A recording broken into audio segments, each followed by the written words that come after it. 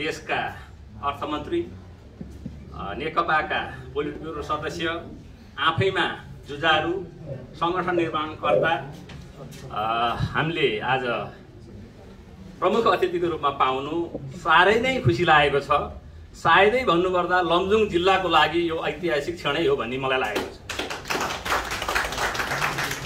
म बोल्दिनँ, मभन्दा धेरै विद्वत वर्ग तल हुनुहुन्छ। नेपाल सरकारका उच्च तहमा जागिर खाएर रिटायर्ड भएका, जागिर खाइरहेका साथीहरू हुनुहुन्छ। त्यसको अगाडि म एउटा सानो फुच्चे विद्यार्थीले बोल्दाखेरि अपमान गरेको सम्झन्छु। म यतापट्टि बोल्छु, यतापट्टि पनि हाम्रो देवेन्द्रजी सम्मलाई बोल्दिनँ, मैले जनार्दनजीलाई बोल्छु। हाम्रो पार्टी भनेको इक्वालिटीको आधारमा जन्मिएको र बनेको पार्टी हो। नेता र कार्यकर्ताको बीचमा डिस्क्रिमिनेसन हुनु पर्दैन भन्ने फिलोसफी मैले बुझेको हो र म त्यसै अनुसार 36 सालदेखिको विद्यार्थी नेताको रूपमा आज युनिभर्सिटीमा टिचिङ प्रोफेसनमा रहेको मान्छे हो। जोसँग आशा गरिन्छ त्यसलाई अलिकति नमिठा शब्दले घोच्ने गरिन्छ।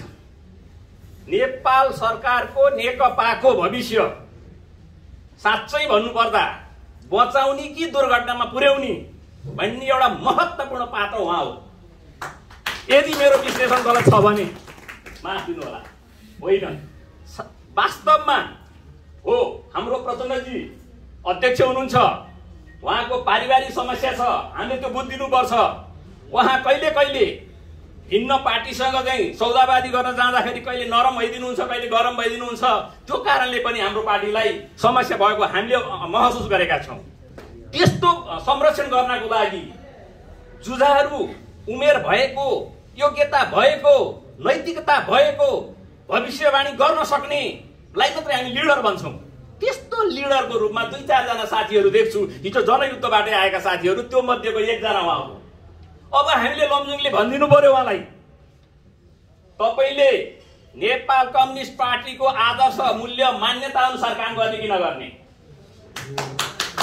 सारा बुजुर्गहरूलाई तपाईँले थर्काउन सक्ने कि नसक्ने मन्त्रालयमा बसेर त्यो थर्काउनुहोस्, ठोक्नुहोस्।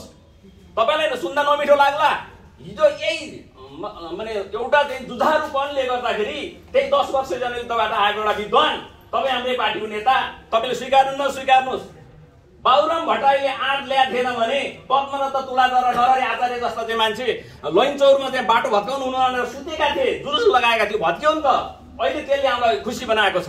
विचलित नहुनुहोस्, आलोचित पनि नहुनुहोस्, तल्लो वर्गलाई मध्यनजर राखेर काम गरिदिनुहोस्। पार्टीभित्र मन्त्री पाउँछु कि पाउँदिन, पार्टीको चाहिँ उपाध्यक्ष पाउँछु कि पाउँदिन, महत्त्वपूर्ण पोस्टमा जान्छु कि जान सक्छु कि सक्दिनँ भन्दा पनि राइट समयमा राइट डिसिजन गरेर पार्टी हाँकिदिनुहोस् र देशलाई यही 1 वर्षमै रूपान्तरण गरेको अनुभव दिनुहोस्। विशेष गरेर मैले फोकस गर्छु, म शिक्षाको पनि मान्छे हो, म अलिकति बुझ्छु। धन्य धन्य राजनीतिक यात्रा तपाईँहरू सँगसँगै जस्तो हो, तर तपाईँहरूले बन्दुक लिएर ज्यान फाल्नुभयो, म चाहिँ जागिर खाएँ, त्यति मात्रै फरक हो। मजाले बुझिएको छु, फरक केही पनि छैन। म 36 सालको विद्यार्थी अध्यक्ष हो। त्यसपछि देवेन्द्रजीहरू, रामणीजी बित्नुभयो, शहीद परिवारको रूपमा रहनु भएको छ। त्यसैले गर्दाखेरि यहाँ भन्न डराउँछन् मान्छेहरू। मैले भन्न किन डराउने? म पञ्चायतकालको नेकपाको सदस्य लिँदाखेरि सदस्य लिए बापत 6 महिना कैद, उस्तै परे ज्यान के अरे मृत्युदण्डको सजाय हुनुपर्छ भन्ने बाचा कदम खाएर चाहिँ कम्युनिस्ट भएको मान्छे म किन डराउने?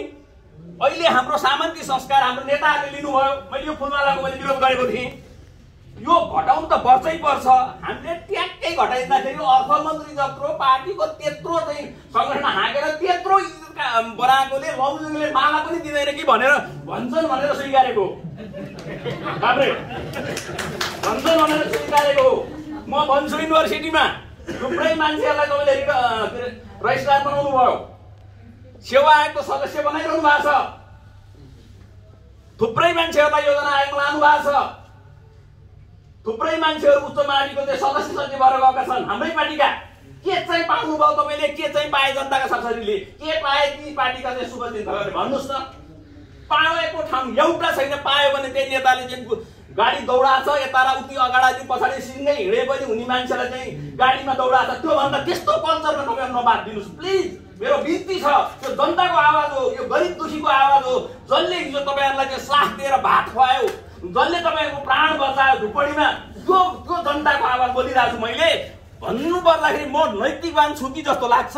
हाम्रा नेताहरू म जतिको पनि भइदिएन, त्यसमा दुःख लाग्छ। अब गर्नै पर्छ। देवेन्द्रजी राजनीतिमा पीडित हुँदा हुँदा अहिले एउटा ठान पाउनु भएको छ। उहाँ बाबुराम भट्टराई पढेको स्कुलको माने विद्यार्थी हो, एसएलसी। उपेन्द्र पढेको स्कुलको विद्यार्थी हो मैले बुझ्दासम्म।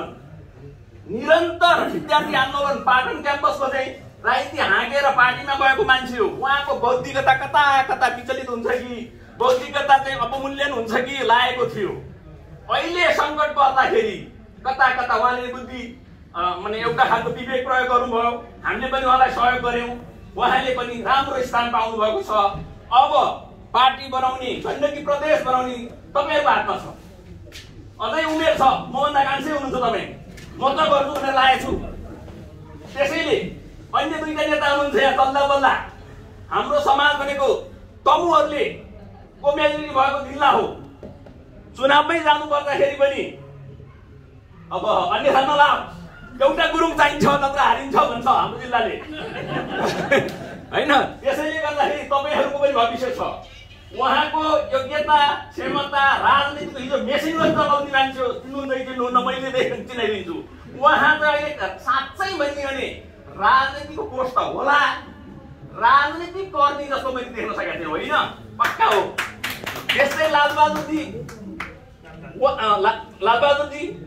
उहाँको पनि पोलिटिकल भूमिका नपाएको हुनाले अथवा निराशाले छाएको हुनाले हिजो किन लाग्यो, आज के हकीकत भयो, के हुन लाग्यो भन्ने कि कर्तव्य विमूढ अवस्थामा हुनुहुन्छ। त्यस्तो ऊर्जावान तागत उहाँलाई पनि काम दिनु पर्यो। अहिले हाम्रो कृष्णजीले भन्नुभयो, तपाईँले पनि चिनिया नेता, मैले पनि चिनिया नेता, राष्ट्रिय स्तरकै नेता हो हाम्रो नेता कामरेड देवगुरु। जनताले कति आशा राखेका थिए, कति पुरा गर्नुभयो भने त उहाँको कुरा हो र हामीले हेर्ने कुरा हो। तर मैले बुझ्दा बादल जस्ता मान्छे कता लय हाम्रा नेता हाम्रै ठाउँमा राखेको त हाम्रो त गर्वको कुरा हो नि। आएर बुझ्छु मूल्य मान्यतामा अडिक नै देखेँ मैले र सही मार्गमा चाहिँ विचलित नभइकन त्यत्रो गुरु मानेको बादललाई छोडेर उहाँ हामीसँगै रहनुभयो। सायद त्यो पनि हाम्रो भूमिकाले होला। त्यसलाई पनि राजनीतिक रूपमा नाफा नै भयो, राम्रै भयो। हामीले नलगेको भए, फुटपाथमै कार्यसमितितिर रहेको भए सायद के हुन्थ्यो के हुन्थ्यो। त्यसैले गर्दाखेरि लमजुङले विवेक पुर्याउँछ, ठाउँमा पनि जान्छ, काम पनि गर्छ, सहयोग पनि दिन्छ, आश्रम पनि दिन्छ, तर पाउँदैन बिचाराले केही पनि। म यहाँ एकजना सरको नाम लिन्छु, अलिकति पानी दिनुहोस् 2 मिनट। सरको नाम लिन्छु। हाम्रो जनार्दनजीले सुन्न र टिप्नु पर्छ त्यो नाम।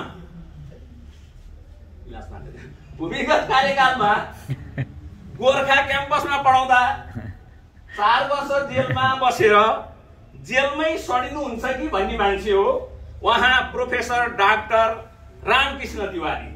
उठ्दिनुहोस् तपाईँले एकचोटि, मैले अनुरोध गरेँ। उहाँ हुनुहुन्छ पछाडि।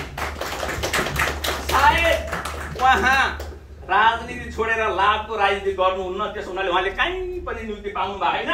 विश्वविद्यालयमा जहाँ लैन उहाँ फिट हुनुहुन्छ।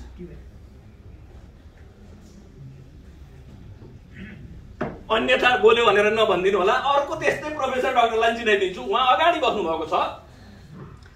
उहाँ पनि विचार र निष्ठामा भयङ्कर अडिग मान्छे हो। उहाँ प्रोफेसर डाक्टर दिपबहादुर अधिकारी भन्ने हो, लमजुङको खुदीको मान्छे हो। म त सानो मान्छे, मैले ठुला मान्छेलाई चिनाइरहेको छु। उहाँले अहिलेसम्म विश्वविद्यालय, ओपन युनिभर्सिटी होइन, अब पूर्वाञ्चल युनिभर्सिटी, महेन्द्र संस्कृत युनिभर्सिटी, भिसी, रेक्टर, रजिस्ट्रार, डिन, साइड डिन, के छति छन् तपाईँले थाहा छ। Why not these people are here? This is my question for you. कहिले कहिले मान्छेले बुर्जुवाहरूलाई चाहिँ इङ्ग्लिस पनि बोल्नु पर्छ। हाम्रो पार्टी बुर्जुवातिर गइरहेछ, भइरहेछ। यसले त केही जान्दैन कि भन्यो भने गाह्रो हुन्छ। त्यसैले जनार्दनजी मेरो अनुरोध छ, तपाईँ लाल किल्लाको अग्रपन्थीको मान्छे हो। तपाईलाई पुग्ने कुरा संसार पुगिसक्यो, देश विदेश डुलिसक्नुभयो, मन्त्रीका चेयरमा बसिसक्नुभयो, आफूलाई खाना र लाउनबाट तपाईँलाई कहिल्यै दुःख हुँदैन। दुःख भयो भने म कहाँ आउनु, म गालिदिन्छु बरु। अब जनताको काम गरिदिनुहुन्छ यार, कसलाई भन्ने जनताको काम गरिदिनु भनेको मैले। हिजो मेरो भने भाइ, मेरो दाइ, मेरो हलो जति हली कोभिड लाएर अक्सिजन नपाएर मर्यो। यस्तो नि मुलुक हुन्छ? भेन्टिलेटर नपाएर मान्छे मर्यो, केही बाँचे। ग्रेन्डी हस्पिटलमा 32 लाख रुपियाँ तिरेर चाहिँ बाँचे। यस्तो नि देश हुन्छ? त्यो सबैको दायित्व तपाईँको हातमा छ। किन? अर्थमन्त्री तपाईँ हुनुहुन्छ। कुनै पनि प्राइभेट भन्दा सरकारी हस्पिटललाई राम्रो बनाइदिनुहोस् प्लिज। बजेट हानिदिनुहोस्, भएको बजेट सकेसम्म स्वास्थ्य र शिक्षा चाहियो। विचलित नहुनुहोस्। शिक्षा सबैको लागि र गुणस्तरीय हुनुपर्छ। यो मेरो नारा होइन, तपाईँको पार्टीको नारा हो, तपाईँको 10 वर्ष युद्धको नारा हो। हजुर अब मैले बोल्ने यहाँनिर आएर मैले बहस गर्ने। अहिले तपाईँकै प्रधानमन्त्री, मेरो पनि प्रधानमन्त्रीको स्कुल छ, युल्यान्ड भन्ने स्कुल, सुनिराख्नुहोस्। युल्यान्ड त्यो स्कुलमा मलाई लाग्छ नर्सरीमा भर्ना गरेको पैसा 70,000 भन्दा कम छैन। मलाई 1.5 लाख होला, मन्थली 70,000 होला। अनि एउटा किसान एउटा सरकारी स्कुलको हेडमास्टरले राम्रो स्कुल बनाउँछु भनेर 500 रुपियाँ लियो सरकारी स्कुलमा भने त्यहाँ नारा लाउनु पुग्ने हाम्रा देवेन्द्रजी जस्ता विद्यार्थी नेताहरू वास्तविकता बुझ्नु पर्यो नि। 500 लिएर नि क्वालिटी हुन्छ भने त 70,000 भन्दा त 500 त सस्तो थियो होला नि त। दृष्टिकोण पुगेको छैन, पैसाको अभाव छैन। त्यो पनि पैसा छैन भनेर पछि बोल्ने बेला बोल्नु होला। नो, नलेज छैन, एक्सन छैन, इमानदारिता छैन, डेडिकेसन छैन, भिजन छैन, सबै थोक छ नेपालमा। त्यसैले मैले भाषण गरे होइन। हाम्रो जिल्लालाई राम्रो जिल्ला बनाइदिएपछि कुनै एमालेलाई गाली गर्न नि पर्दैन, कुनै कांग्रेसलाई गाली गर्न नि पर्दैन, कुनै सैद्धान्तिक भाषण गर्न नि पर्दैन, कुनै दर्शनको कुरा गर्न नि पर्दैन। समृद्धि र विकास पाओस्, राम्रो शिक्षा दियो भने देश हामीले बनाइदिन्छौँ। शिक्षा बिगारिदियो भने जतिसुकै राम्रो भए पनि, चाइनामा हेर्नुहोस्, माओले यो बुर्जुवा शिक्षा नभए नि हुन्छ भन्दाखेरि अपमानित गरियो, उहाँको कार्यकालमा लागू भएन। पछि यो ज्ञान मात्रै दिने शिक्षालाई 10 वर्ष ध्वस्त गरिसकेपछि त्यहाँ जम्मै स्किलफुल मान्छे आए। हिजो चाहिँ कोभिडले खायो संसार भनेर मलाई हाम्रा बुद्धिजीवी भनेका मान्छे, मैले त बोल्ने ठाउँमै पाउन्न। बोल्ने ठाउँ पाउनेहरूको कहिले कहिले लौनुका साथीहरूले पुरानो मान्छे 2-4 कुरा गर्छ भने दिनुहुन्छ र म त्यहाँ आएको काहीँ जाँदै जाँदिनँ। न त प्राध्यापक सङ्घमा जान्छु, न त पार्टी अगाडि गर्न जान्छु, न त चिनाइदियो भनेर देवेन्द्रजीको पछि लाग्छु, न त बाबुरामजीको पछि लाग्छु, न त नारायण गाजीको पछि लाग्छु। यस्तै यस्तै पाएँ भने भन्छु। मैले अत्यन्तै माया गरेको, अत्यन्तै सम्भावना देखेको नेता आज प्रमुख अतिथि पाएको हुनाले आएको र बोलेको हो त बोल्ने पनि जाँगर थियो। के बोल्ने हो यो यस्तो स्थितिमा? जतै जनताले खान पाएर मर्या छ, अभाव छ, रोडमा हिँड्यो जताततै माग्नेहरू बसेका छन्, माग्नेहरूको देश भएको छ। रोडमा हिँड्यो खाल्टा छ, त्यही चाहिँ पुल भत्काहा, त्यही पुल बनाहा होइन, त्यही पानीको खने बाटो खने, त्यही बाटो पिच गरे। कस्तो खालको चाहिँ नेता पठाएको हामीले बाबा, कस्तो नेता हो? खाडल पुर्ने अभियान मात्रै गरिदिनुहोस् न, धेरै पैसा लाग्दैन। जनताले खाडलै देख्न पाइएन भने अनि तपाईँलाई केपी ओलीले भाषण गरे पुरै पाउँदैन। हजुर तपाईँकै लागि भने मैले केपी ओली जो चिच्याइरहेका छन् नि, जाना चिच्या त्यहाँ ट्याक टाल दिनुहोस् न। र अहिलेको मेन समस्या भनेको युवा रोजगार हो। युवा रोजगारको लागि एउटा काम गर्न सक्नुहुन्छ भने गर्नुहोस्। कैयौँ मुलुकहरूमा कृषि सेना भनेर राखेको छ। 50,000 1 लाख कृषि सेना तयार गरिदिनुहोस्। सार्वजनिक जग्गा तिनलाई दिनुहोस्, त्यहाँबाट उत्पादन गर्नुहोस्, त्यसको बिक्री कमान्डरहरू हुन्छ। अनि जिल्लाका किसानसँग त्यो कृषि सेना सहकार्य गर्छ र कृषिमा रूपान्तरण गर्यो भने तराई र पहाडको बाँझा सरकारी जग्गाको उत्पादनबाट तपाईँको अर्थतन्त्र कहाँ पुग्छ। दिनको 4 करोड इन्डियाबाट ल्याउने त्यो गोलमिला खाद्य पदार्थ कटौती हुन्छ। प्लिज बिन्ती छ, कृषि सेनाको एउटा कन्सेप्ट ल्याइदिनुहोस्। हामी कृषि प्रधान देश हो भनेर 84% कृषि प्रधान देश हो भनेर भनेको। मेरो घरमा चावडा भकारी भरिएन र 50-60 वटा गाईले खाने टौवा भएन भने आमा बाउलाई चिन्ता पर्छु। हेर्नुहोस् त त्यो जमिन काठमाडौँमा तपाईँले गर्न सक्नुहुन्छ नि। काठमाडौँमा नो इन्ट्री इन हाउस भनेर भनिदिनु पर्यो। अर्बन माइग्रेसन टु रुरल माइग्रेसनको ट्रेन्ड ल्याइदिनु पर्यो। पपुलेसन हाई डेन्सिटी भयो टाउनमा, माने त्यहाँ चाहिँ तपाईँको खाना बस्नको समस्या भयो, हिँड्नको समस्या भयो। अब काठमाडौँको जनतालाई लमजुङ पुर्याइदिने नीति ल्याइदिनुहोस्, हुकुम पुर्याउने नीति ल्याइदिनुहोस्। त्यहाँको रिसोर्सहरूको क्यापिटलाइज हुन्छ। अनि देवेन्द्रजी जस्तो मान्छे पनि गण्डकी पोखरा र काठमाडौँ चार्नभन्दा लमजुङ चारेर रमाउनुहुन्छ, सबैले नमस्ते गर्छ नि त। त्यसैले urban to rural migration trend ल्याइदिनुहोस्। यो तपाईँले सोसियोलोजीमा पढेकै कुरा हो, तपाईँले अर्थतन्त्रमा पढेकै कुरा हो, मैले झकझगाइदिएको मात्रै हो। प्लिज प्लिज रूपान्तरण गरिदिनुहोस्। रूपान्तरण change in behaviour, immediate behaviour with in 1 year। Thank you, welcome, सबैलाई शुभकामना।